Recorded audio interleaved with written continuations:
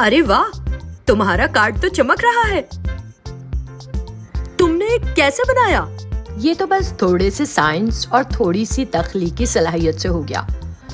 तुम भी ऐसा कार्ड बना सकते हो।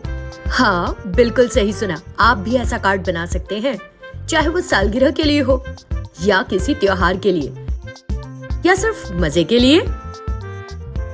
आपको सिर्फ कार्ड के अंदर बिजली के बहाव के लिए एक रास्ता बनाना है, जैसे एक छोटी सी सड़क। इसके लिए आपको सिर्फ चंद चीजें चाहिए, एक छोटी सी एलईडी, एक बैटरी और उन्हें जोड़ने के लिए थोड़ा सा तार। और आप बना सकते हैं एक लाइट अप कार्ड, वो भी जैसा आप चाहें। है ना ये मजेदार? और यही है आज का आपका चैलेंज। इंटरनेट पर ढूंढें, इलेक्ट्रिशियन से पूछें और बनाएं अपना खुद का लाइट अप कार्ड।